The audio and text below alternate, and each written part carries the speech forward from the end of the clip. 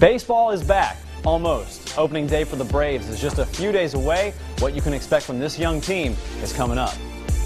Plus, it's baseball season now, but that doesn't mean football stops in the South. Pro Day at Georgia and plenty of new talent starting to blossom at spring scrimmages from the Dogs, Tigers, and Tide.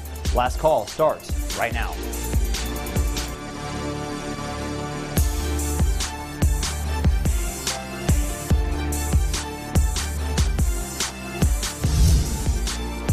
It's the last call. You usually hear that from the bartender, but on Sunday at 11:30, make that midnight today, you're going to hear it from me. Welcome back. I'm your host, Justin Holbrook. Lots to cover tonight. Auburn, Alabama, and Georgia are all back playing football and trying to figure out who's going to play next season.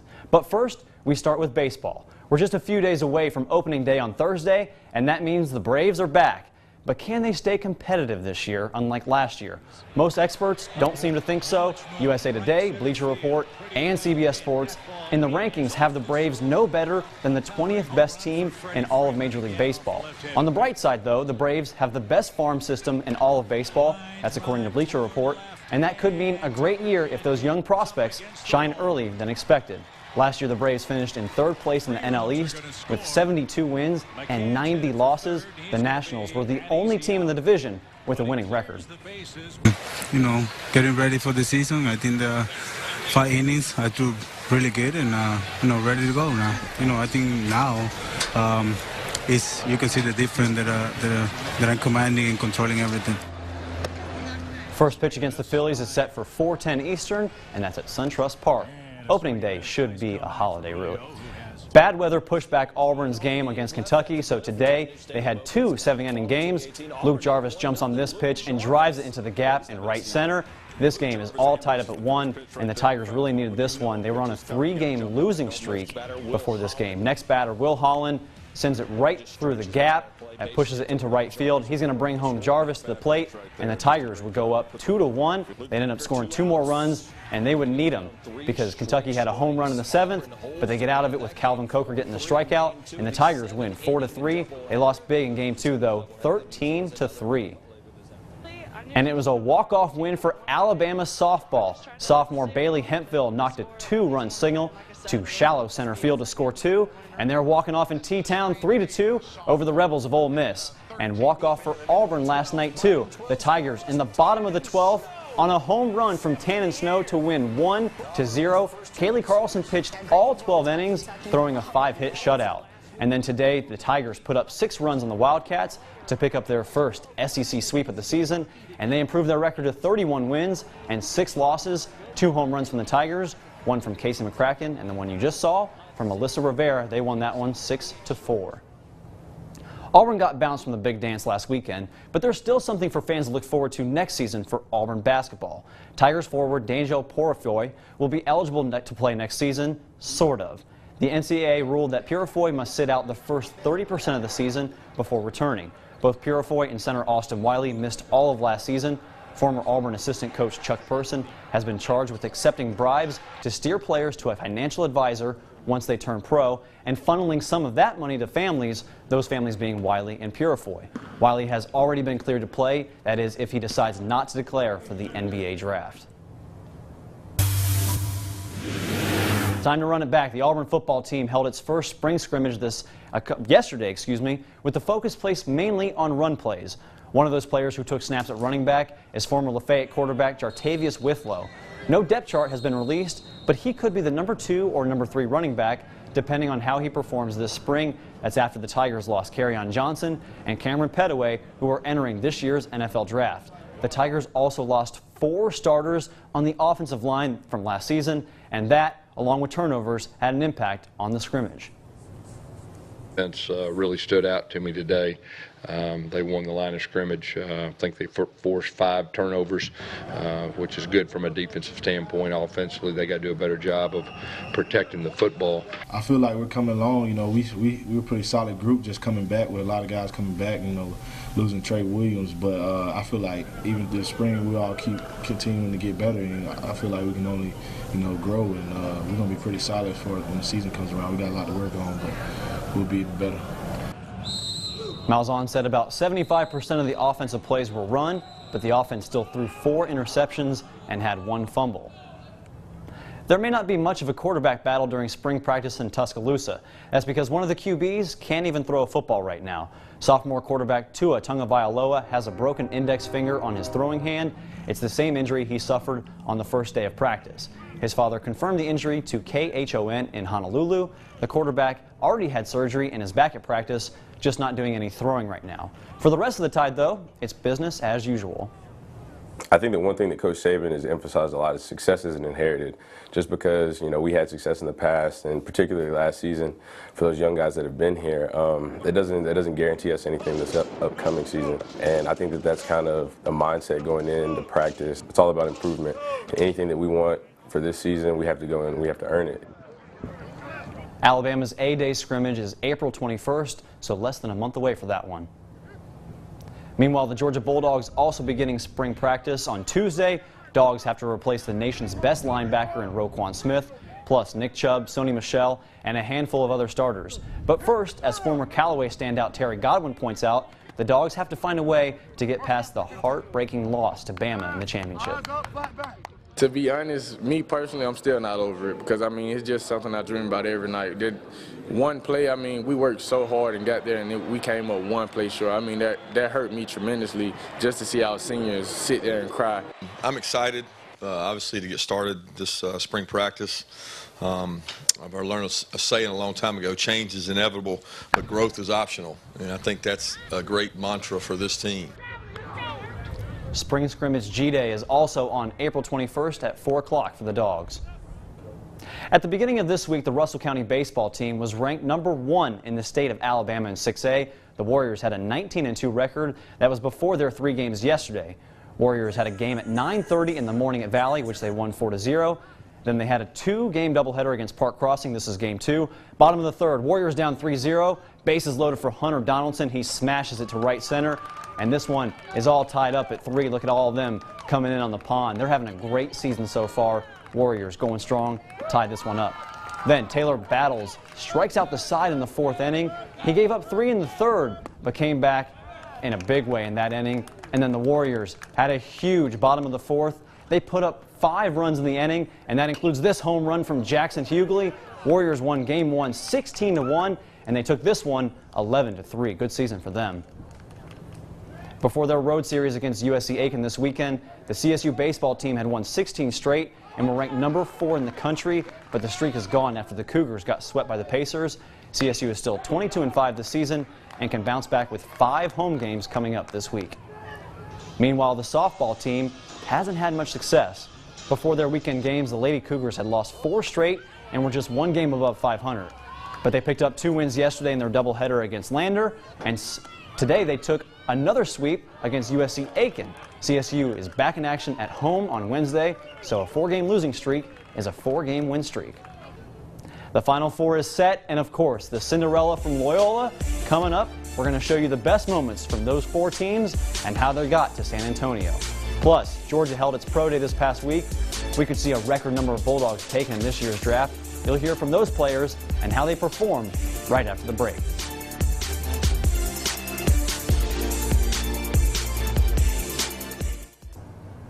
This week, the Georgia Bulldogs held their pro day in front of a packed crowd of NFL head coaches and scouts. I was in Athens on Wednesday to talk with the players and the people they're trying to impress. Pro day at UGA, where 20 Bulldogs showcased their talent to scouts all across the NFL. Last year, Georgia only had 1 player taken in the draft, but this year we could see more dogs taken than ever before. I'm trying to get some money. I want some money. Make a roster and make money. That's the goal for all players who showed up at Pro Day. NFL.com and CBS Sports project as many as 13 Bulldogs could be drafted, which would easily break the record of 8 players taken in 2012 and 2013. Seeing everybody chase their dreams, everybody working towards the same goal. So, it's great being out here and being able to support these guys. Wynn is projected to go in the top 50, along with the 2 guys he used to block for.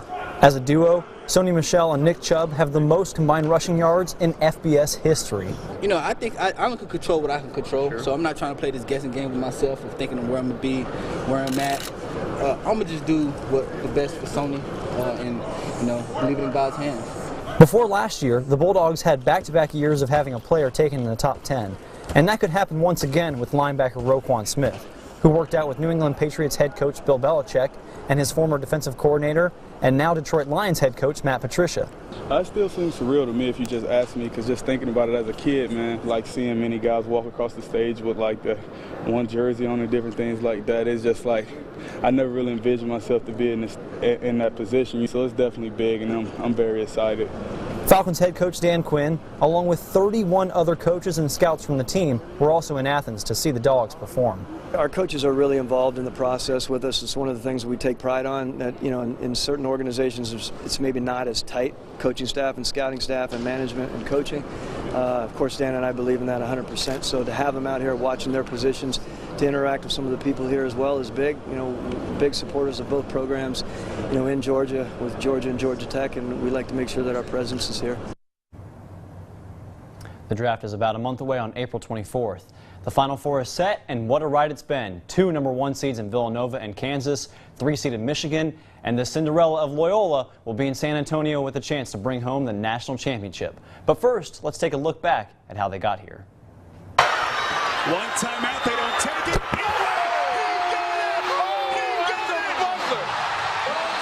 He rifles it right in front of us to Abdul Rahman at midcourt. Extra pass. And it goes for the win! The three-pointer by Jordan Poole. Tech history. Spellman running home. And Spellman with a major flush. Boy, that's just a don't have to get the three here. No, go to the rim. They're going to go for the three, though. At the time,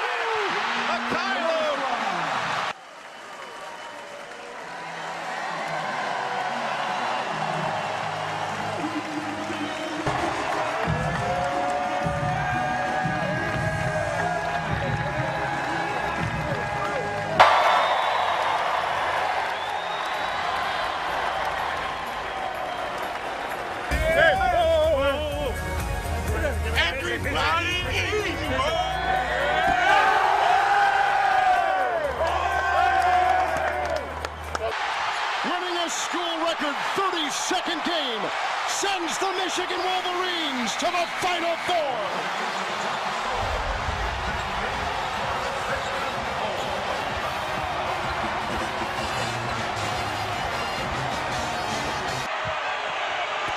That's it.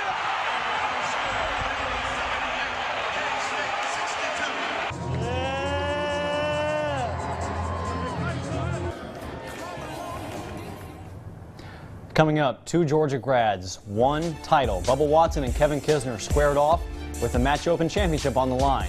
Which player will be the top dog? I'll tell you right after the break.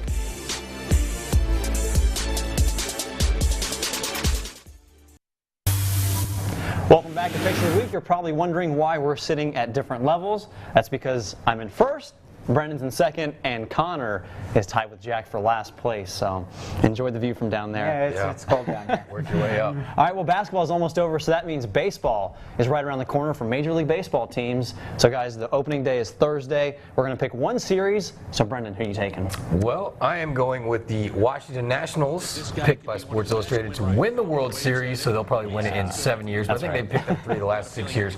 Max Scherzer going against Homer Bailey, and the main reason I'm picking the Nationals is because Justin Holbrook's favorite team is the Reds. So that means I'm going to pick the exact opposite and go with the Redlegs because the Nationals never perform when they're supposed to. Connor, go ahead. I'm going to go with the hometown Braves at home to start the year. I think they'll probably sweep the series and then win 60 games. 60. That sounds about right. All right. So now we're picking one soccer pick. Can be any league, anywhere in the world. Brendan, who are you taking? Well, I've done a lot of research in this one. Manchester United recently losing Zlatan Ibrahimovic going to the LA Galaxy. So I have them over Swansea City. All right, Connor? I'm going to go Atlanta United, another hometown pick. I'm just going to go all Atlanta this week, apparently, over Minnesota. Watch out for Atlanta. I think they could be the first Atlanta franchise since the Braves to win a championship. Oh, for sure. All right, and they've got that All-Star game in August. All right, so for me, I'm sticking in the Premier League. I'm taking Tottenham over Chelsea. The Spurs are just 4 points back from second place. And then our last pick, personal pick, any pick you want to, is it another Atlanta pick? Or Well, what I'm are in you last doing? place, so I'm avoiding losses, delaying losses. I'm picking one 2 weeks from now, so I can avoid another loss. Oh, wow, And I'm okay. going NASCAR. Dallas, racing Dallas-Fort Worth at Texas Motor Speedway. Jimmy Johnson owns that track. He's going to win the race. Brendan, who are you taking? Even more research. We're going to go with an international soccer friendly. I have Bulgaria over Kazakhstan. This is a big one on Monday. The Poncho Arena in Velksik, Bulgaria. That's definitely not how you say it. Bulgaria over Kazakhstan. Sounded right, though. You sold it. Write it down. Yeah, I'm going to stick with the hometown again and go with the Blue Jackets. They've got 3 big games coming up before the playoffs. I'm taking them in 2 out of 3 games against teams in the Western Conference.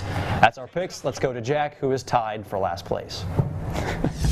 Real funny, guys, but laugh at me now. Since I started 0-6 in these picks, I'm 3-3. I'm coming for you guys. But in the meantime, here's my picks for this week. For my baseball pick, I'm taking the Arizona Diamondbacks over the Colorado Rockies at home. NL West matchup right out of the gate should be fun. For soccer, I'm taking Manchester City to continue their dominance of the Premier League by beating Everton. Now, for my personal pick, give me 1 second. I'll be right back. Now, anyone who knows me knows I'm a die-hard wrestling fan. WrestleMania is next Sunday night in New Orleans, so my personal pick will be for Asuka to beat Charlotte Flair, yeah, that's right, Ric Flair's daughter, for the SmackDown Women's Championship. Yes, I know it's predetermined.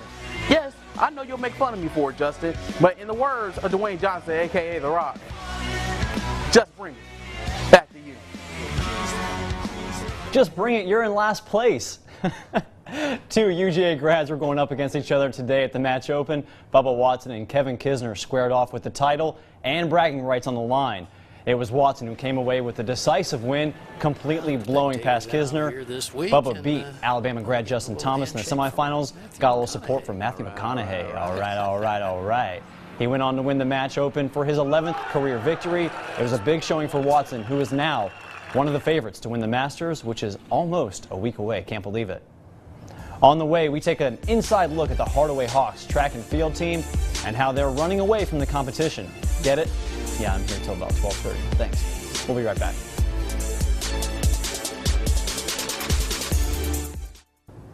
The Hardaway High track and field teams have enjoyed a lot of success this season. News 3's Carlos Williams visited a Hardaway practice this week to present the Hawks with our Athletes of the Week award. Well, it was picture day when we visited the Hardaway track and field program. That was the only thing that allowed us to catch up with these high-flying Hawks, who in this young track and field season have already captured 2 first-place wins on the girls' side and a first and second place finish on the boys. We have a lot of freshmen with an outstanding amount of potential, and they're hardworking and they're committed to coming out every day, which is kind of hard to find in a lot of the younger athletes. But because we have such great leaders from our seniors and juniors to kind of shine down on them, it's been a great season so far. This past Saturday, our girls actually got first in in the Brookstone Invitational, so that was pretty great, and our guys got second. So we've been doing great things so far. Well, the expectation is to go out and perform, but I believe we're doing pretty fine, but we still got to touch up on some things, and that's what practice for.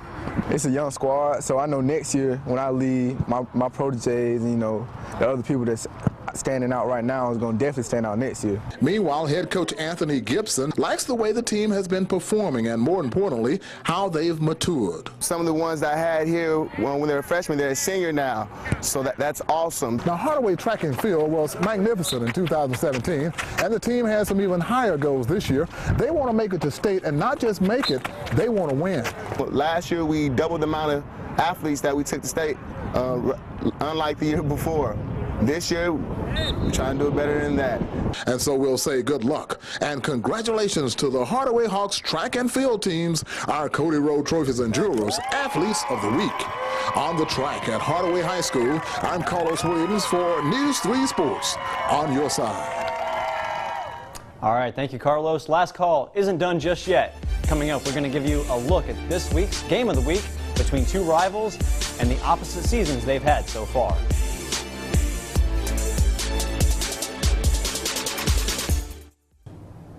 We'll be on the road for Alabama versus Auburn this Tuesday in Montgomery for the Capital City Classic. It's a rivalry we're making it all the way to Montgomery, so it's going to be our game of the week. Auburn is coming off its worst week of the season, losing at Georgia Tech and then losing 2 more to number 8 Kentucky and Lexington. Alabama is having some issues too. The Tide have lost 6 in a row and only have 1 win in the SEC. Looking to improve that when they take on the Tigers. We'll be live in Montgomery on Tuesday for that game. It's at 7:30 Eastern, 6:30 Central from Riverwalk Stadium. Should be a lot of fun. And then for the thing you have to see this week, Gronk and Shaq down in Miami, just living their best life. Now Gronk is a 6'6" human, so most people would probably not try to attempt this, but Shaq is a 7-foot-tall man, and so yeah, he decided to hop on his shoulders. The combined height of these two guys is 13 feet and 7 inches. Looks like Gronk is not retiring from football or from partying. All right, that's our show. Thanks for watching. Same time next week, as long as we don't go on late for basketball. I'm your host, Justin Holbrook. Thanks so much for watching. And you can also follow us on Twitter at WRBL Sports.